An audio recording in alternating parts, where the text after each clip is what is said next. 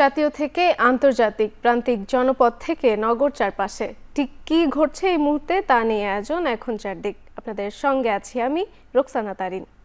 রাজধানী জুড়ে ফিলিং স্টেশনগুলোতে ঘন্টার পর ঘন্টা অপেক্ষা করছে সিএনজি চালিত যানবাহন। এছাড়াও বাসাবাড়িতে গ্যাসের অভাবে রান্না নিয়ে বিপাকে জনসাধারণ, বাধ্য হয়ে ভরসা করছেন বৈদ্যুতিক চুলায়। এর ফলে চুলা বিক্রির সাথে বাড়ছে বিদ্যুৎ খরচ, অথচ আগের মতোই আছে গ্যাস বিল। ক্রমেই গ্যাস সংকটে বেড়ে চলেছে জনদুর্ভোগ। এতে ধুঁকছে যানবাহন, ভুগছে জনসাধারণ। কেউ ভোর 4টা, কেউ 5টা থেকে গ্যাসের জন্য অপেক্ষা করে ক্লান্ত হয়ে পড়েছেন। এছাড়া রাজধানীর অন্যান্য ফিলিং স্টেশনেও রয়েছে যানবাহনের দীর্ঘ সারি। আর বাড়তি ভাড়া গুনে চালকদের দীর্ঘ অপেক্ষায় মূল্য চুকাচ্ছেন যাত্রীরা। একই চিত্র বাসাবাড়িতেও। রান্নার সব উপাদানই আছে, নেই শুধু গ্যাস। তাই বাধ্য হয়ে বৈদ্যুতিক চুলা ও রাইস কুকার কিনছেন অনেকে। তবে অস্থায়ী সমাধান হিসেবে বৈদ্যুতিক চুলা ব্যবহার করেও নাখোশ জনসাধারণ। কেউ কেউ বলছেন সংকট থাকার পরও দিতে হচ্ছে গ্যাস বিল। একই সঙ্গে বৈদ্যুতিক চুলায় রান্নার জন্য গুনতে হচ্ছে বাড়তি টাকা।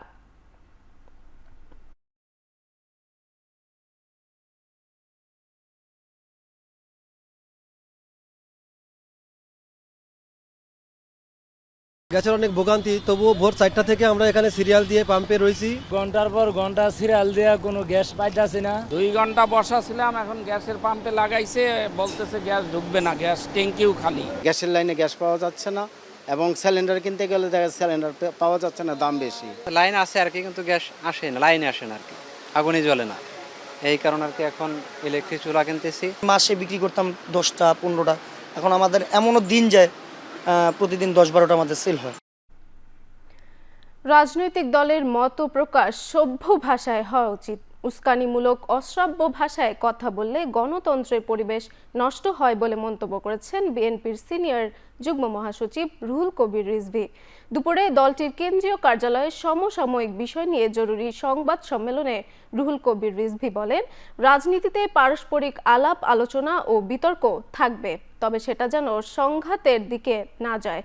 সেজন্য সবাইকে সহনশীল ভূমিকা পালন করতে হবে। তিনি আরও জানান, বেগম খালেদা জিয়া ও তারেক রহমানের নেতৃত্বে একটি জুলাইয়ের পটভূমি তৈরি হয়েছিল। জুলাইকে বিএনপি যথাযথভাবে স্মরণ এবং শ্রদ্ধা করে। গত বছরের ন্যায় এবারও এই দিনকে পালন করবে বিএনপি। 4 আগস্ট জুলাই গণ অভ্যুত্থান নিয়ে বিশেষ আলোচনা সভা করবে বিএনপি। তাতে প্রধান অতিথি হিসেবে প্রধানমন্ত্রী তারেক রহমান থাকবেন বলে জানান তিনি।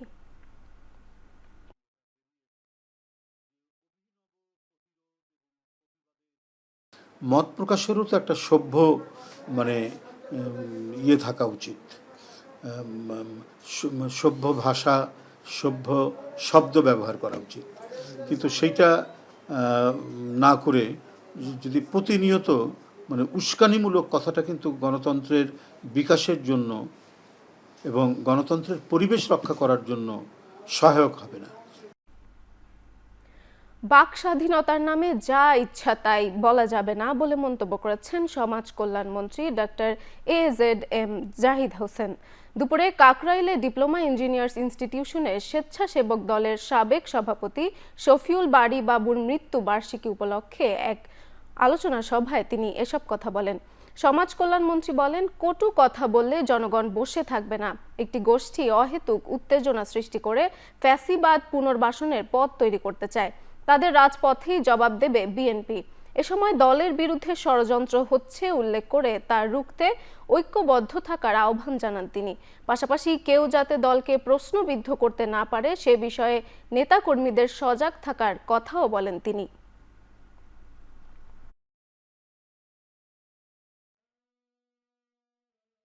মুখ আছে বলেই, বাক স্বাধীনতা আছে বলেই আপনি যা মনে চাই তাই বলবেন, এটাও তো ঠিক না। গণতন্ত্র তো এটা বলে না।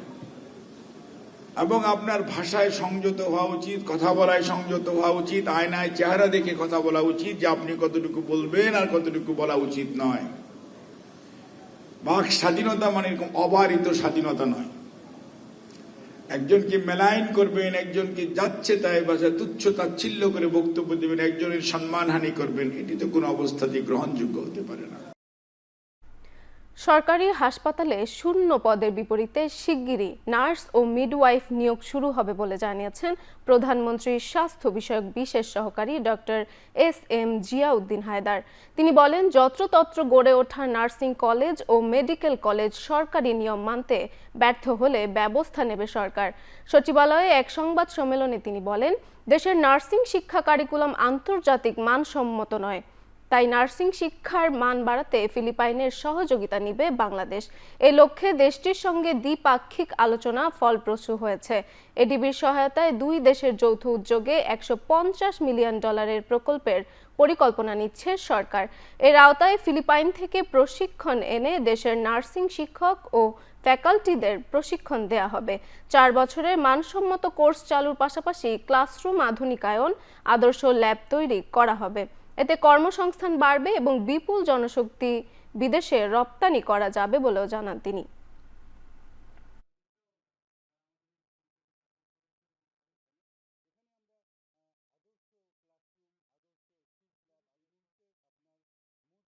ফিলিপিন্স যেমন university of Philippines Manila campus, ওদের কাছ থেকে আমরা যারা দক্ষ ট্রেনার তাদেরকে নিয়ে আসবো, নিয়ে এসে আমরা মাস্টার ট্রেনার তৈরি করব। যারা আমাদের অন্যান্য যে নার্সিং কলেজ তাদের যে ফ্যাকাল্টি আছে তাদেরকে ট্রেন আপ করতে পারে। অ্যাম্বিশন যে আমাদের সরকারি যে 73টা নার্সিং কলেজ আছে, ইনস্টিটিউট আছে, এটার আপনার 100% ফ্যাকাল্টি তাদের মান যাতে বৃদ্ধি পায় সেটা আমাদের প্রকল্পের মধ্যে আমরা সেই প্রভিশন রাখবো। স্থানীয় নির্বাচনে বিজয় নিশ্চিত করতে ইসিকে দলীয় লোক নিয়োগ দেওয়া হয়েছে বলে অভিযোগ করেছে জামায়াতে ইসলামী। দুপুরে নির্বাচন ভবনে ইসির সাথে বৈঠক শেষে এ অভিযোগ করেন দলটির সেক্রেটারি জেনারেল মিয়া গোলাম পরওয়ার। তিনি বলেন, কমিশনের অতিরিক্ত সচিব শামসুল আলমের নিয়োগের ফলে স্থানীয় নির্বাচন প্রশ্নবিদ্ধ হবে। একই সঙ্গে কার্যক্রম নিষিদ্ধ দলের পদধারীরা যাতে নির্বাচনে অংশ নিতে না পারে সে ব্যাপারেও ইসির কাছে দাবি জানানো হয়েছে। এছাড়া এমপিভুক্ত শিক্ষকদের নির্বাচনে অযোগ্য করার সিদ্ধান্ত থেকে সরে আগের অবস্থানে ফিরে আসার আহ্বান জানিয়েছেন জামায়াতের সেক্রেটারি জেনারেল। স্থানীয় সরকার নির্বাচনকে সুষ্ঠু গ্রহণযোগ্য করতে 9 প্রস্তাবনা তুলে ধরা হয়েছে। সাংবিধানিক প্রতিষ্ঠান হিসেবে নির্বাচন কমিশন দায়িত্ব পালনে ব্যর্থ হচ্ছে বলেও অভিযোগ করেন তিনি।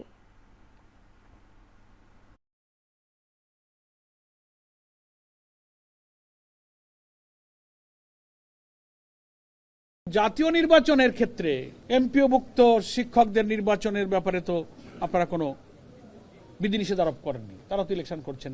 প্রশ্ন করলাম যে সেটা কি আপনারা করেছেন? বল না, আমরা শুধু লোকাল গভর্নমেন্ট ইলেকশনের জন্য এই নীতিমালাটা অ্যাপ্রুভ করেছি। তাহলে কি হলো? এটা দ্বৈততা, দ্বিচারিতা, বৈষম্য হলো না? একটা ইলেকশন করতে পারবে আর একটা পারবে না। আপনারা এটা রিভিউ করেন, আপনারা নির্বাচন কমিশনের মিটিংয়ে এটা পুনরায় বিবেচনা করে এটাকে আপনারা বাতিল করেন, সরকারের কাছে আপনারা এটা বলতে পারেন। হবিগঞ্জে বিএনপি ও এনসিপির পাল্টাপাল্টি কর্মসূচিকে কেন্দ্র করে পৌর এলাকায় 144 ধারা জারি করেছে জেলা প্রশাসন। জেলা ম্যাজিস্ট্রেট ডক্টর জি.এম. সরফরাজ এ আদেশ জারি করেন। বিস্তারিত জানতে সেখান থেকে আমাদের সাথে যুক্ত হচ্ছেন সহকর্মী কাজল সরকার। কাজল, এখন কি পরিস্থিতি দেখছেন সেখানে জানাবেন।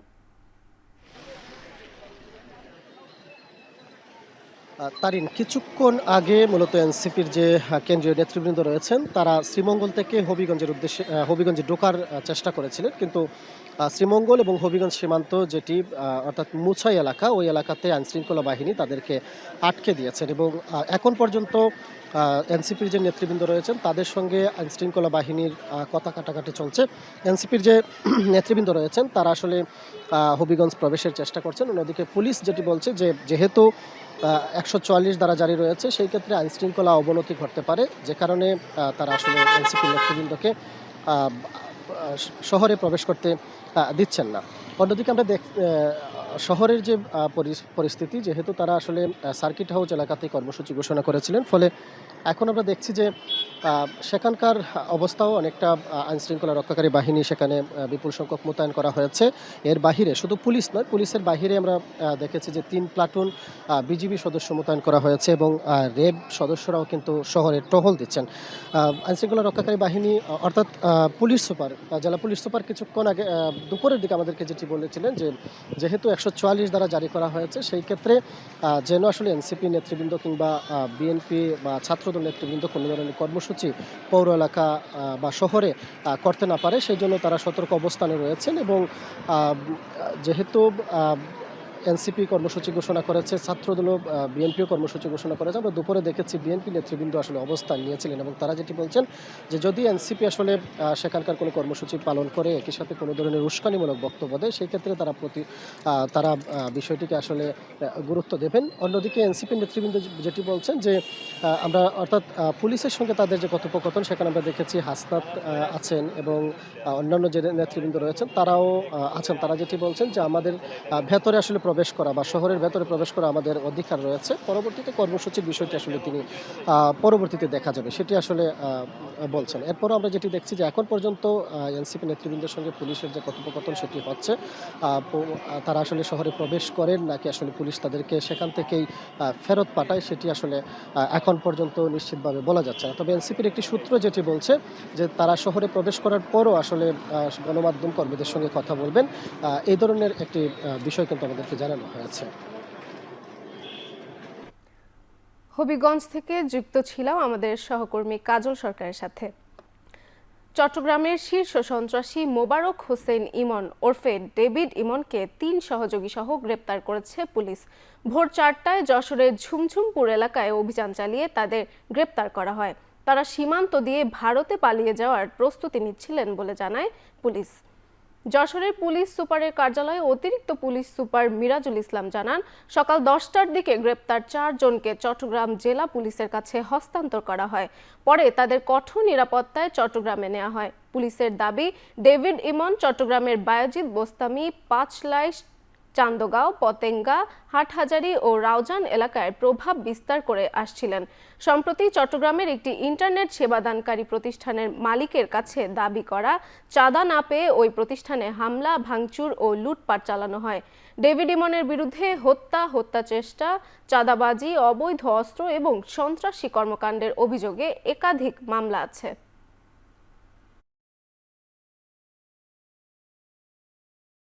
চট্টগ্রাম শীর্ষ সন্ত্রাসী এবং অস্ত্রধারী, যিনি কিছুদিন পূর্বে বিভিন্ন ধরনের অপকর্ম করেছেন, তো তাকে গতকাল রাত 3টার পরে আমাদের যশোর কোতোয়ালি থানার ঝুমঝুমপুর নামক একটি জায়গা থেকে আমাদের ডিবি পুলিশের 4টি চৌকস দল এবং থানা পুলিশের সমন্বয়ে আমরা চেকপোস্ট করে তার 3 সহযোগী সহ আমরা তাদেরকে গ্রেপ্তার করতে সক্ষম হই। জনগণের জন্য আরও সহজলভ্য ও মানসম্মত স্বাস্থ্যসেবা নিশ্চিত করতে চায় সরকার।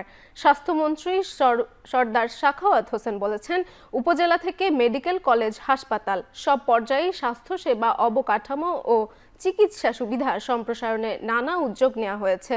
রাজধানীর আন্তর্জাতিক মাতৃভাষা ইনস্টিটিউশনে জনস্বাস্থ্য ব্যবস্থার ঘাটতি পূরণ শীর্ষক এক কর্মশালায় তিনি এসব কথা বলেন। তিনি অভিযোগ করেন, বিগত সরকারের সময়ে পরিকল্পনাহীনভাবে চিকিৎসা সরঞ্জাম কেনা হয়েছে। হাসপাতালের বিভিন্ন কেনাকাটায় অতিরিক্ত ব্যয় ও অনিয়মের ঘটনা ঘটেছে। স্বাস্থ্যসেবা বিকেন্দ্রীয়করণে প্রতিটি উপজেলা হাসপাতালকে পর্যায়ক্রমে 101 শয্যায় উন্নীত করা হচ্ছে বলে জানান মন্ত্রী। সেখানে ফিজিওথেরাপি, প্যাথোলজি, আইসিইউ সুবিধা যুক্ত করা হবে। এছাড়া প্রতিটি মেডিকেল কলেজ হাসপাতালে ডায়ালাইসিস ইউনিট এবং উপজেলা হাসপাতালে ডায়ালাইসিস বেড স্থাপনের পরিকল্পনা তুলে ধরেন তিনি।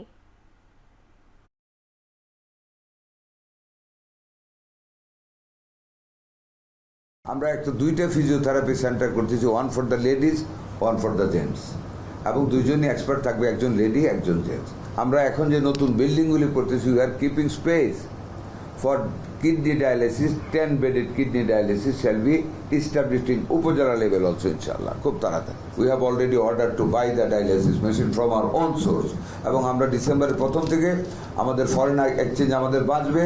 আমরা নিজেরা অনেক কম টাকা আমাদের মানুষদেরকে কিডনি ডায়ালিসিস দিব, এবং ডায়ালিসিসের জন্য আমাদের সরকার বাজেটও ট্যাক্স কমিয়েছে। সুনির্দিষ্ট মামলা বা অভিযোগ ছাড়া গ্রেপ্তার ব্যক্তিকে নতুন মামলায় গ্রেপ্তার দেখানো যাবে না। হাইকোর্টের অন্তর্বর্তী এই আদেশ স্থগিত করেছে আপিল বিভাগ। একই সঙ্গে এ বিষয়ে জারি করা রুল 4 সপ্তাহের মধ্যে নিষ্পত্তির নির্দেশ সর্বোচ্চ আদালত।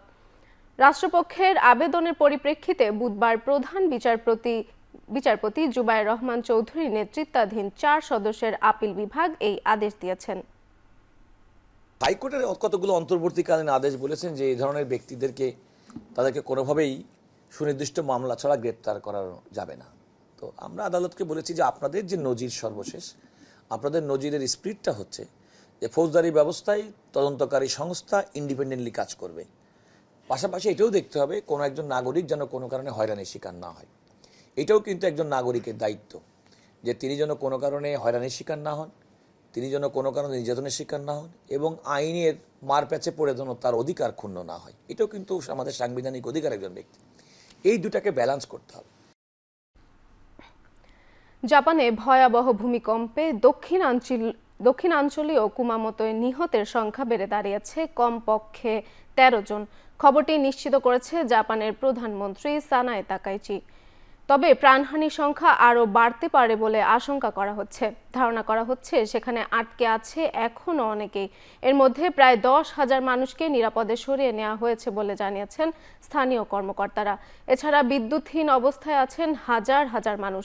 ভূমিকম্পে কুমামোতোয় ধসে পড়া শপিং মলে আটকে পড়াদের উদ্ধারে নিরলস পরিশ্রম করে যাচ্ছে উদ্ধার কর্মীদের একটি দল। এদিকে ভূমিকম্পের কারণে কুমামোতোয় প্রশাসনিক অঞ্চলে বিদ্যুৎ ও পানি সরবরাহ বিঘ্নিত হয়েছে। বিপাকে পড়েছেন হাজার হাজার মানুষ। এছাড়া ক্ষতিগ্রস্ত হয়েছে অন্তত 45টি চিকিৎসা কেন্দ্র। পাশাপাশি সপ্তদশ শতাব্দীর একটি দুর্গের বাইরের দেয়ালও ধসে পড়েছে।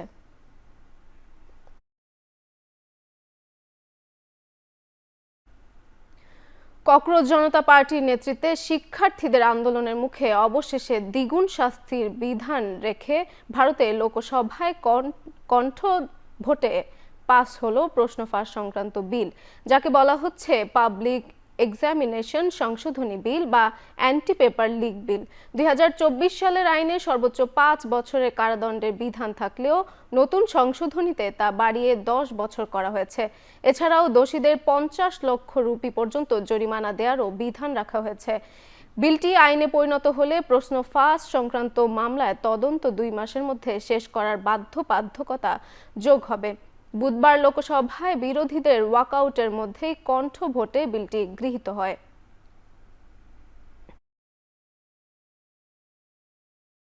শ্রীলঙ্কা প্রিমিয়ার লিগে ব্যাট হাতে দুর্দান্ত ঝড় তুলেছেন বাংলাদেশের তাওহিদ হৃদয়। ইনিংসের শেষ 8 বলে পরাজিত 31 রান করে জাফনার জয় নিশ্চিত করে বড় ভূমিকা রাখেন তিনি। মাত্র 2 বল খেলে 1 রান থেকে শুরু করে শেষ ওভারে একাই তোলেন 30 রান। শাহনেওয়াজ দাহানির করা সেই ওভারে হৃদয় মারেন টানা 3টি ছক্কা। এরপর একটি 2, আরও একটি ছক্কা এবং শেষ বলে একটি 4। তার 387.50 স্ট্রাইক রেটের বিধ্বংসী ক্যামিওতে জাফনা 20 ওভারে তোলেন 203 রান। জবাবে কলম্বো অল আউট না হলেও থামে 183 রানে। জাফনা জেতে 19 রানের ব্যবধানে। এর আগে ইব্রাহিম জাদরান 65 বলে 95 রান করেন। সাকিব আল হাসান ব্যাটিংয়ের সুযোগ না পেলেও বল হাতে 3 ওভারে 27 রান দেন। এই জয়ে 6 ম্যাচে 8 পয়েন্ট নিয়ে পয়েন্ট টেবিলের দ্বিতীয় স্থানে উঠে এসেছে জাফনা।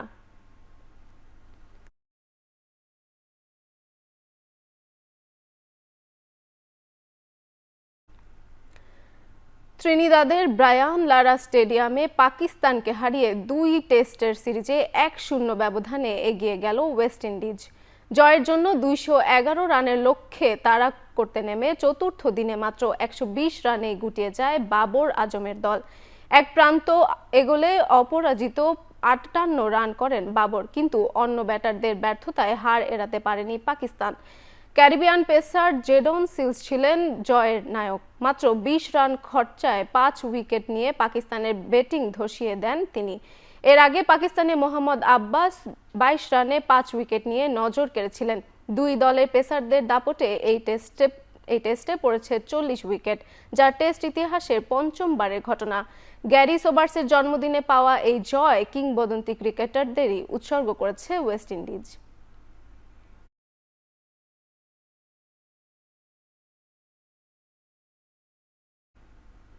শেষ করছি এখন চারদিক। এখন টেলিভিশন ওয়েবসাইটে দেখতে ভিজিট করুন www.tv.এখন। ফেসবুকে দেখতে ভিজিট করুন facebook.com/এখন। এখন.টিভি এবং ইউটিউবে দেখতে ভিজিট করুন youtube.com/c/এখন টিভি।